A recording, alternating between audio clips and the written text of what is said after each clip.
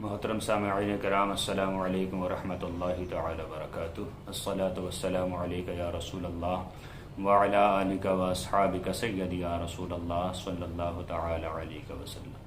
ہمارے ایک عزیز ہیں، انہوں نے سوال کیا کہ حضرت میں نے فلاں انسان کو دیکھا کہ اس نے ڈھیلے سے استنجا کیا اور استنجا کرنے کے بعد ایسے ہی نماز پڑھ لی، تو کیا اس کی نماز ہو جائے گی؟ اس کی نماز تو نہیں ہونی چاہیے۔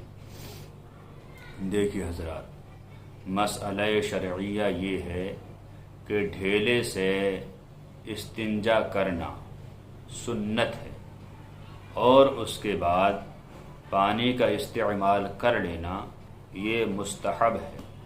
تو اگر کسی انسان نے ڈھیلے سے استنجا کیا، استنجا پاک ہو گیا، اب وہ اسی طرح نماز ادا کر لے وضو کرنے کے بعد، یا قرآن کی تلاوت کرے یا کوئی بھی ایسی عبادت کرے تو بلا شبہ جائز و درست ہے، اس لیے کہ وہ پاک تو ہے، سنت کے مطابق اس نے استنجا کر رکھا ہے، اگرچہ مستحب اس سے چھوٹ گیا ہے تو مستحب چھوڑنے سے کوئی فرق نہیں پڑتا۔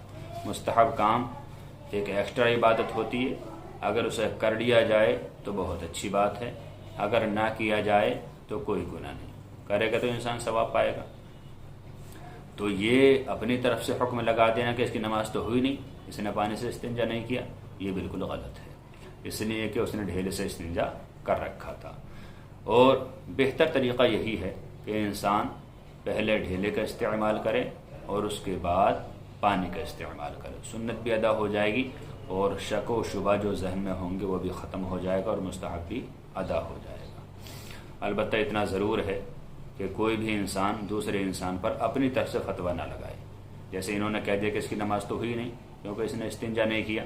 جب آپ کو مسائل کی معلومات نہ ہو تو کسی بھی سنی صحیح العقیدہ عالم دین سے، مفتی سے مسئلہ پوچھیں، اس کے بعد اسی پر عمل کریں، اور اپنی طرف سے اس طرح کہہ دینا اس میں بہت بڑا خسارہ ہے، نقصان ہے، خود بھی گمراہ ہوں گے اور دوسروں کو بھی گمراہ کریں گے، لہٰذا ان باتوں سے بچا جائے۔